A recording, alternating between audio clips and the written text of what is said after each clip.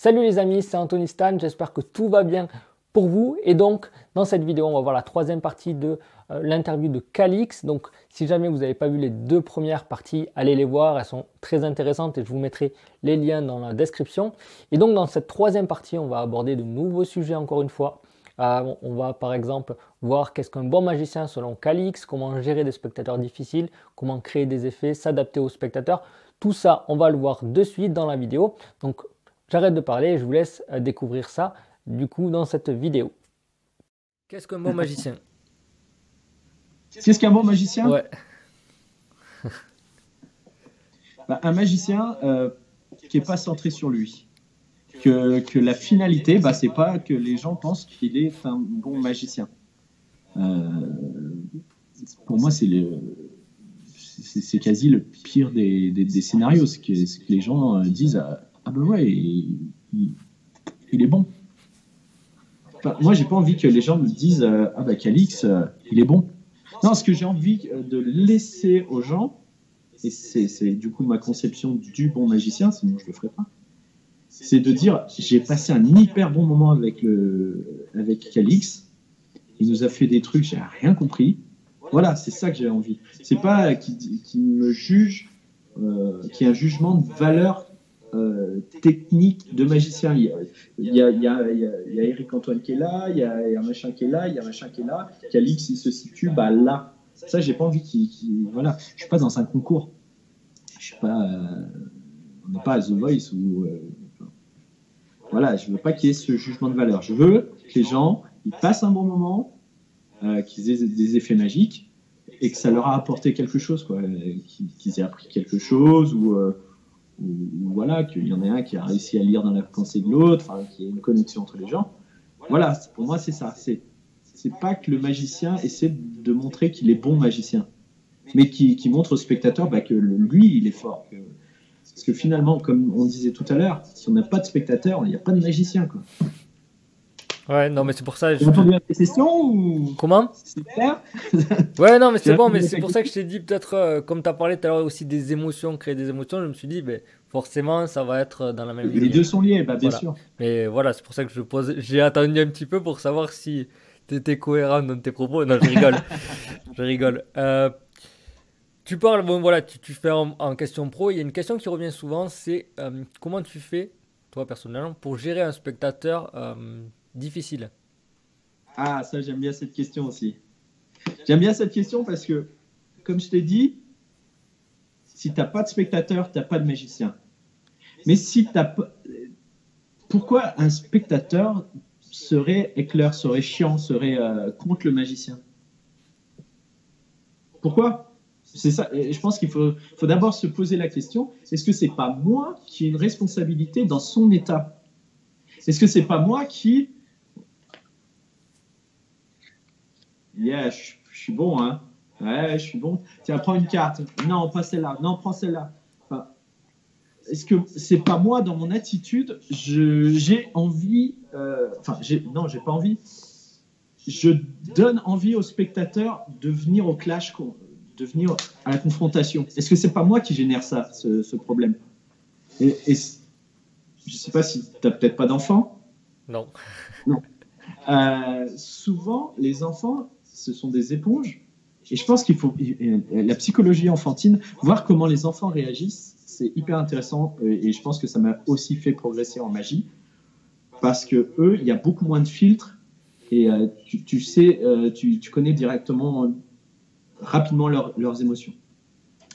Et les enfants, si toi, t'es pas bien au fond de toi, t'es fatigué, t'as passé une mauvaise journée, c'est sûr qu'avec ton gosse, le soir, ça va un peu moins bien se passer que la veille, où la veille, t'avais la patate, la frite, t'avais qu'une envie, c'était de t'amuser avec ton gosse. Tu vois, juste ça, en fait, toi, ton état génère un état miroir, en fait. Et je pense que s'il y a des spectateurs un peu chiants, c'est parce qu'il y a le magicien chiant. Je dis pas qu'il n'y a pas un terreau, il n'y a pas des gens qui naturellement sont quasi bonbons, quoi. Voilà, ou alors tu as des gens qui n'aiment pas forcément la magie. Et ça, il faut savoir le gérer et pas aller au clash. Parce qu'après, ben, une baston, premier il met une pêche, deuxième il met une pêche. Ah, le premier il se dit bah, attends, j'ai mis une pêche, ça n'a pas marché, je vais lui mettre un coup de pied. Enfin, et plus ça va, plus à la fin tu sors la calache. Et en fait, il n'y a aucun intérêt. Toi, ça te dévalorise. Si le gars, ça c'est ma façon de gérer, si ça se passe pas bien, eh ben en fait, je le mets en valeur. Je dis oui, il a raison. Et mes enfants, c'est pareil. Je lui dis, bah écoute, t'as raison. Je comprends ton état. Et finalement, tu regardes Super Nanny, tu apprends énormément de choses en gérer ces cas-là. tu lui montres que tu as compris son état. Et souvent, il y en a, ils me disent, j'aime pas la magie. Donc, tu vois, tu as quelqu'un à ta gauche, toi, tu vois, il est comme ça en train de regarder autre chose. Et donc, tu fais choisir ta carte et tout. Ça se passe bien dans cette partie du groupe. Par contre, lui, tu as remarqué que rien à faire. Et donc, tu te retournes et ça va, ça se passe bien. Et tu sens qu'il n'aime pas la magie. Ou alors, carrément, il te dit non, moi, j'aime pas ça. Tu lui dis ça tombe bien parce que moi non plus, je suis obligé d'en faire. Mais j'aime pas ça. Vous aimez quoi, vous? Et là, tu pars sur autre chose. Et s'il te dit moi, ce que j'aime bien, c'est aller voir, c'est plutôt le ciné. Moi, c'est plutôt m'intéresser à, j'en sais rien, moi, à la musique. Et que tu sais que tu as un numéro où tu devines la pensée d'un spectateur, son musicien préféré, tu as un HPAD ou quoi, bah, tu lui fais ça. Et là, par contre, du coup, tu bascules de son côté. Ce qu'il faut aussi, ce qui fait un bon magicien, donc pour en revenir à ta question de tout à l'heure, c'est savoir s'adapter à qui tu as en face. Si j'ai un banquier, si j'ai un informaticien, je ne vais pas faire la même chose que si j'ai un enfant, que si j'ai quelqu'un qui est handicapé, que si j'ai quelqu'un qui adore la musique. Enfin, tu vois, savoir s'adapter. Et là, pour le coup, c'est pareil. Oui, j'ai compris ton émotion. Et ben, moi, j'ai la même émotion que toi, mais ce que je te propose, c'est qu'on avance ensemble. Ouais. Non, mais c'est pour ça que je te demandais, par exemple, sur les ressources, pas liées à la magie, parce que bien sûr, il y a le terrain, mais par exemple, quand tu parles de ça, c'est vraiment le principe même de la communication, que même il y a plusieurs types de personnes, il y en a qui vont être auditifs ou visuels, enfin, il va y avoir forcément différentes visions du spectateur, il y en a aussi qui n'aiment pas la magie, et il y a aussi le côté, soit c'est un spectateur, parce que souvent on dit un spectateur parce qu'il regarde, mais il y a aussi spectateur-acteur qui soit dans le numéro qui participe et pas Oui. uniquement là en train de regarder et subir entre guillemets quoi. Oui. Alors ça, moi, toute ma magie, elle est tournée sur le spectateur-acteur, comme tu l'appelles. C'est que je pense qu'on se souvient de la magie et on suit une émotion que quand on la vit. Si tu es devant quelqu'un qui est dans les montagnes russes, tu peux ressentir ce qu'il ressent dans les montagnes russes. Tu peux imaginer. Par contre, pour t'en souvenir de ce que tu ressens dans les montagnes russes, le mieux, c'est d'y monter. Et ben là, c'est pareil. Il faut que le spectateur vive l'émotion magique. Il faut qu'il soit vraiment à l'intérieur de l'effet et qu'il soit acteur, comme tu dis. C'est hyper important. Et là, du coup, j'ai pensé à quelque chose quand tu me... Ouais, c'est pas grave, ça. T'es un peu trop d'accord avec moi, je trouve. Ouais, non, en fait, tu dis des belles choses. Alors, je dis ça pour ceux qui n'ont pas suivi, on s'est parlé un petit peu avant de faire cette interview et Calix me disait que très certainement il ne serait pas d'accord avec moi, donc c'est pour ça que je sors cette petite phrase pour rigoler. Ok, et ben je sors la calache. Donc ouais, après... Mais toi, en tant que créateur Enfin ouais, je veux créateur, ouais. Oui, tu peux... Tu as créé des effets, tu as créé par... Oui. On change, je ne sais plus comment ça s'appelle là, mais avec la carte dans le verre. La carte pliée. C'était quoi ton but? Parce que des mystery box, il y en a 50. Des changes, il y en a 50 aussi. Alors, des changes. ouais. Alors le change, par exemple, c'est quelque chose que j'avais créé vraiment au début. Parce que moi, en fait, au début même au niveau argent, j'avais pas trop d'argent. Donc, je suis vite parti apprendre la base. Et après, je regardais sur YouTube, alors même des performances, un peu de tout, quoi. Mais de Bernard Billis au cabaret ou de juste les démos, Tommy Wonder, enfin plein de trucs comme ça. Et j'essaie de remonter dans ma tête comment faire, en fait. Et du coup, je me suis dit, j'aimerais bien faire un change comme ça. Et j'ai trouvé cette idée-là. Je dis, c'est tout simple, j'ai mis de côté. En fait, quand je le faisais, je voyais les réactions des spectateurs. Je me suis dit, ah ouais, mais quand même, l'impact est là et c'est ça le principal. Donc j'ai décidé de le partager. Ensuite, pour le fait de, ben, tu dis, il y a plein de mystery box. Moi, ça, c'est un effet que j'aimais bien à la base. Mais je voulais pas de boîte parce que il faut l'avoir dans la poche à prendre de la place. Et je voulais aussi avoir quelque chose où je suis tout le temps prêt. On me demande de faire quelque chose, je prends ma carte, je l'appuie et je fais le tour directement. Et c'est pour ça que je suis arrivé sur ça. Donc c'est à chaque fois en fait un besoin personnel ou alors un challenge et en me disant voilà, j'ai ça, j'ai ce cahier des charges, je veux ces contraintes-là, ces contraintes-là, ces contraintes-là. Et je réfléchis. Après ça, je le fais tout le temps et j'ai décidé de sortir certaines choses. Mais comme je dis, il y a plein d'idées que je ne sortirai pas. Mais voilà, c'est tout le temps une recherche permanente. Et comme tu l'as dit, et peut-être qu'on peut l'aborder, c'est, ben, comme tu dis, tu achètes quelque chose, tu dis pas c'est bien ou c'est pas bien. Dans tous les cas, alors sauf vraiment cas exceptionnel où ça vaut rien du tout et ça marche pas, mais tu peux aussi réfléchir dans la même idée comment l'utiliser autrement.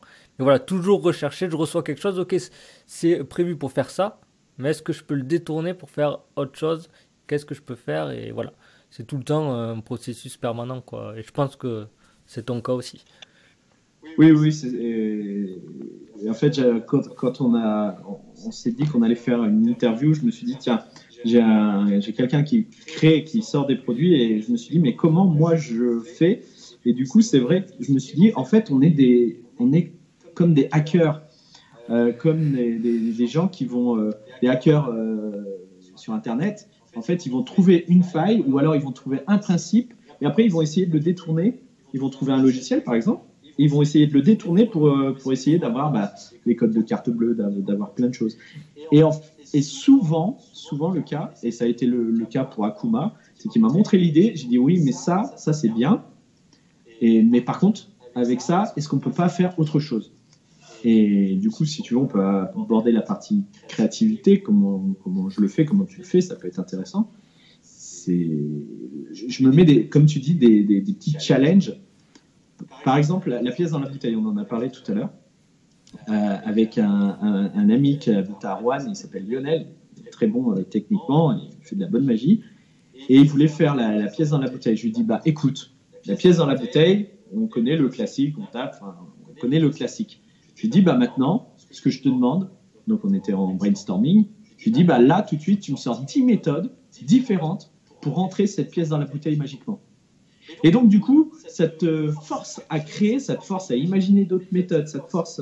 Et à la fin, tu vois qu'il en sort des trucs que tu n'avais même pas imaginé. Alors, il en sort des bouses, hein, il n'en sort pas que du bon, mais voilà. Et par exemple, des tours que tu achètes, c'est la même chose. C'est OK, alors je l'utilise comme ça, c'est prévu pour ça, mais je vais essayer de me trouver 5 méthodes pour utiliser ce principe et en faire 5 routines différentes. Et du coup, forcément, il en sortira quelque chose, de personnel et d'original, quoi. Oui, tout à fait. Et c'est pour ça que moi, en fait, dans ce que j'ai sorti, j'ai toujours... Alors, il y en a qui trouvent des fois c'est un petit peu long. Par exemple, le dernier, j'avais 3 heures de vidéo. Mais voilà, je préfère pas faire le tri moi-même. J'ai des idées. Alors, bien sûr, je vais pas mettre des trucs qui sont vraiment nuls, mais je donne le maximum parce que déjà, chacun est différent. Donc, il y en a un, il va dire, ah, celui-là, il est super. Et l'autre, il va dire, ah, mais c'est nul, cette routine, elle est nulle. Donc, je donne tout. Et ça permet aussi aux personnes de réfléchir. Pareil, comme tu dis, tu as un outil, par exemple, et tu vas essayer de le faire plein d'effets différents avec. Et c'est toujours ça qu'il faut essayer de faire, selon moi. Oui, c'est ça. Et puis, ce qui est intéressant aussi encore une fois, je suis d'accord avec toi. Ce qui est sympa, c'est celui qui achète le produit. Même si toi, tu n'es pas allé au bout d'une idée, peut-être que lui, il va l'apprendre, peut-être qu'il va l'apprécier, et puis peut-être qu'il va mener à quelque chose de bien. Je me souviens, je voulais, pour la routine de la pièce dans la bouteille que j'avais mis au point, enfin mis au point, c'est un grand mot, puisque c'est basé sur Kaminskas, mais j'ai essayé de trouver 10 méthodes pour faire disparaître une bouteille. Donc il y avait avec foulard, sans foulard, à main nue, avec détournement d'attention, sans détournement d'attention. Et il y en a, c'est jouable que pour du Instagram, mais peu importe. Peu importe. Peut-être cette technique, je la garde en stock, et peut-être dans 5 ans, je vais retomber dessus, je vais dire « Ah, mais ouais, mais finalement, ça peut mener à ça peut me servir pour le Rubik's Cube, ça peut... » Enfin, je pense que, ouais, il faut se donner des challenges pouvoir créer, parce que sinon il n'y a pas de création. S'il n'y a pas de problème, il n'y a pas de création. J'aime bien le challenge des 10 méthodes et aussi se donner des thèmes. Par exemple, dernièrement, je me suis donné un thème, c'est comment faire apparaître pas une pièce, parce que ça je le faisais déjà, une carte entre les mains des gens. Et du coup, j'ai essayé de trouver pas mal de méthodes, mais pour faire apparaître une carte dans les mains des gens. T'imagines Ouais, ben moi, j'ai quelque chose déjà, je travaillais sur quelque chose, c'est pour ça que ça me fait rire en fait. Et je le faisais déjà avec des pièces où je faisais apparaître une pièce dans le vide, je la lançais en l'air, elle apparaissait, t'as le spectateur qui était comme ça, qui attendait. Et en fait, quand il rebaissait la tête, boum, il avait la pièce dans la main. C'est une pièce de 50 francs, c'est une pièce énorme. Et ça, il y avait un impact de fou, parce que les gens, ils sont comme ça, ils attendent, ils regardent, boum, il y a une pièce. Et sans rien, sans masse, sans poser un objet, sans foulard, sans rien. Et du coup, je me donne des thèmes comme ça, et j'essaie de trouver 10 effets, 10 méthodes ou 10 effets sur ce thème. Ouais, je pense que ouais, c'est un bon challenge, et même ce qu'on dit quand on parle même du brainstorming, et c'est la règle du brainstorming, c'est que tu donnes une durée et tu vas noter en fait. Bon, après, normalement, il y a plusieurs personnes aussi, mais tout ce qui passe par la tête, même si tu dis c'est nul ou c'est impossible, ça sert à rien de. Voilà, c'est vraiment de aucune limite et ensuite faire le tri. Tri. Et du coup, les 10 idées aussi, c'est pareil. On peut trouver, mais enfin, là, c'est un petit peu compliqué parce que les idées, il faut trouver les méthodes directement. Donc, c'est un petit peu différent aussi. Oui, c'est différent. Après, au niveau du brainstorming, j'ai jamais autant progressé qu'en faisant des brainstorming avec David, Henri et Nico, mon pote de Lyon. On se retrouve et des fois, on montre des routines qui sont pas abouties. C'est le but, hein, le but, c'est de progresser. Mais du coup, il en sort toujours, une fois, il en sort toujours quelque chose.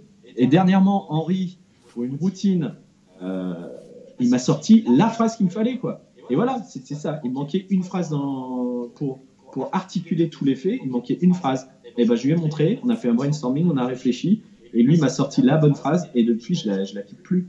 Donc, je pense que aussi, pour créer, c'est bien d'être à plusieurs et de brainstormer. Par contre, ce qu'il ne faut pas, c'est qu'à la fin, on se dise, oui, mais c'est par exemple, Henri qui me dirait, oui, mais la phrase, elle vient de moi, donc c'est ma création. Non. Quand on brainstorm, il faut accepter que ce qui en sort, ça appartienne à tout le monde. Et ça, c'est pas facile. Ouais, donc voilà, et puis on en parlait aussi avec quelqu'un d'autre par rapport au monde de la magie. Alors après, c'est pas tout juste, enfin, je veux dire, pas tout noir, pas tout blanc, mais où il parlait un petit peu aussi de l'esprit qu'il pouvait y avoir entre certains créateurs ou certains magiciens aussi, qui disaient que c'était assez hypocrite. Et quand tu as parlé de brainstorming, on va dire, c'est une des problématiques qui peut ressortir, c'est le fait de, soit je te donne une idée, mais enfin, c'est mon idée parce que c'est moi qui ai eu l'idée, soit je te la donne pas parce que j'ai eu une idée, mais je me la garde parce que, donc il faut aussi avoir les bonnes personnes. Oui, c'est ça. Après, on va avoir des personnes de confiance, mais une idée, tu peux la garder. Moi, il y a pas mal d'idées que j'ai gardées, que j'ai pas partagées, et que je me dis, bah ouais, mais c'est dommage, elles restent dans des cahiers. Par exemple, ça c'est une idée, c'est un truc qui m'est arrivé, un truc de fou. Interlace de Richard Sanders. Donc c'est la bague, elle disparaît, elle apparaît attachée à ton lacet de chaussure. Et c'est au début de la magie, donc j'avais dans l'idée de faire disparaître une bague, et je voulais pas un ring flight et tout ça. À l'époque, c'était les pochettes en cuir, c'était moche, ça ne correspondait pas à mon âge. J'avais une quinzaine d'années, et voilà, j'avais pas de travailler avec ça. Donc du coup, je me suis dit, oui, mais si on fait ça, si là je mets un aimant, si là, et en fait, dans mes cahiers d'idées, j'ai exactement le plan d'Interlace. Et genre 5 ou 6 ans après, il le sort. Après, peu importe, moi, j'allais pas le vendre. Mais voilà, c'était une idée, c'était une bonne idée qui est restée dans un cahier. Donc, c'est idiot. Parce que si tu donnes une idée à quelqu'un, et là, comment on va la sortir aussi pour ça, c'est qu'on peut la conserver, on peut la garder en underground et tout. Mais le but, c'est que des magiciens utilisent l'idée. Et puis, comme une graine, il la plante et après, il en sortira sans doute des choses. Et le brainstorming, c'est ça. Il faut accepter de donner un peu ses idées. Bon, certes, la routine de base, elle est de moi. Toute la construction est de moi. Mais si j'avais pas eu cette idée, pas eu cette phrase d'Henri, la routine n'était pas finie. Abouti, ouais. Ouais. Mais après, c'est une escalade et c'est ça qui est bien. C'est que, et puis aussi, enfin, moi personnellement, je vais avoir même peut-être un peu plus de facilité à trouver des idées pour aider quelqu'un que je vois de l'extérieur, que sur ma propre idée parce que ben, on est forcément enfermé ou conditionné à un moment. Ou alors il faut laisser reposer et revenir sur la chose un peu plus tard. Mais c'est plus facile. Et ce qui est bien aussi quand tu as plusieurs, c'est que toi, tu as une idée, la personne la reçoit, dit ah oui, et j'ai une autre idée, puis l'autre a une autre idée, et tu avances comme ça, et ça va même plus vite. Donc, Ah oui, là tu gagnes énormément de temps, et puis parce qu'on a tous des points de vue différents, des cultures différentes magiques. Il y en a un qui a lu ça, moi j'ai lu ça, j'ai vu ça, j'ai testé ça, et puis voilà. Après, l'intérêt d'avoir, tu vois, un restaurant comme là où on est résident, c'est que du coup, je teste une idée un soir, bam, mon book test, je l'ai fait 4 ou 5 fois dans la soirée, et j'ai noté tous mes problèmes en fait. Et en rentrant chez moi, à l'époque, je faisais même ça sur cahier. En fait, j'ai une formation, juste pour parler d'un peu d'autre chose, j'ai une formation de chimiste, un bac plus 3, une licence de chimie. Et du coup, j'ai fait pas mal de recherche et développement. Et du coup, j'ai un peu utilisé ces méthodes de recherche et développement, mais pour la magie. Et du coup, je rentrais chez moi, j'avais mon cahier, je mettais la date, la routine, le lieu, ce que m'avaient dit les spectateurs, ce qui s'était bien passé, ce qui avait bien marché, et ce qui n'avait pas du tout marché, et à la fin, piste d'amélioration. Et là, maintenant, je le fais plus par écrit, mais du coup, donc à la fabrique, je teste les effets, je fais 4-5 fois, je vois que y a des fois où c'est un bide, des fois où ça marche, et je note un peu tout ça. Et de fil en aiguille, j'arrive à améliorer. Donc je reviens au bureau, je change un peu, et après je retourne sur le terrain, je reteste, et après je reviens. Ouais. Et du coup, la routine, elle avance à l'avance. Bah ouais, c'est comme ça, parce que c'est directement le retour du public auquel il est destiné, donc c'est le meilleur, c'est la meilleure façon de... c'est la meilleure méthode que j'ai en ce moment pour créer et avancer des routines. Et la fabrique, pour moi, c'est un laboratoire. Je teste énormément de choses. Les cartes qui apparaissent dans les mains, j'ai pu du coup tester toutes les idées que j'ai eues. J'ai pu tester pas mal de choses. Ouais. Mais du coup, elles me servent tout le temps maintenant. Et du coup, bon, parce que voilà, tu fais aussi un resto, mais aussi dans d'autres, on va dire d'autres environnements. Comment tu fais, par exemple, donc c'est une question dont on parlait, pour entrer dans un groupe, en fait. Est-ce que t'as une manière de faire à toi ou... Alors, une manière à moi, non, je pense pas. Je pense pas qu'elle soit propre à moi. J'ai un peu décrit ça et les gens ont plutôt bien compris en conférence. C'est que dans un minimum de temps, il faut qu'on se dise il est magicien. 2, on se dise tiens, le mec il est sympa. 3, on se dise il est sympa mais il n'est pas prise de tête, tu vois, il est pas hautain. Et 4, tiens, j'ai encore envie d'en voir, quoi. Donc en un minimum de temps, quand j'arrive, je suis poli, je dis bonjour, je me présente sous forme d'un tour de magie, je fais apparaître un briquet derrière l'épaule. Alors c'est comme faire apparaître une pièce, hein. Voilà, tu fais juste ça. Il n'y a pas réellement d'effet magique, on se demande, ça intrigue. Et oui, j'avais oublié ça. Il faut arriver à intriguer, à donner envie. Mais qui c'est celui-là? À teaser. Voilà. Mais c'est ça, c'est exactement les teasers YouTube, c'est ça. C'est qui ce mec? J'ai envie de passer un bon moment, il a l'air sympa. Ah mais tiens, il est magicien. Ah mais c'est sympa ce qu'il fait. Et donc je fais apparaître un briquet. Là je fais 1 ou 2 effets flash. Donc je suis poli, je suis convivial, j'ai le sourire, j'ai la banane, je suis content d'être là. Et voilà, et du coup je me fais jamais rejeter. Et même si je me faisais rejeter, je ne prends pas comme tel. En fait, ça m'arrive très peu de me faire rejeter d'un groupe. Pourquoi les gens ne voudraient pas voir de la magie? Pourtant, c'est sympa la magie. Et puis, si, mettons, ça arrivait, je pense que c'est un rejet momentané parce qu'il te rappellerait, ça dépend aussi au moment, mais de voir par exemple si c'est une table à côté, ils vont regarder et ils vont se dire ah mince il est venu mais enfin, on n'en a pas profité et ils vont te rappeler Oui, pour, voilà. Voilà, le principe, c'est surtout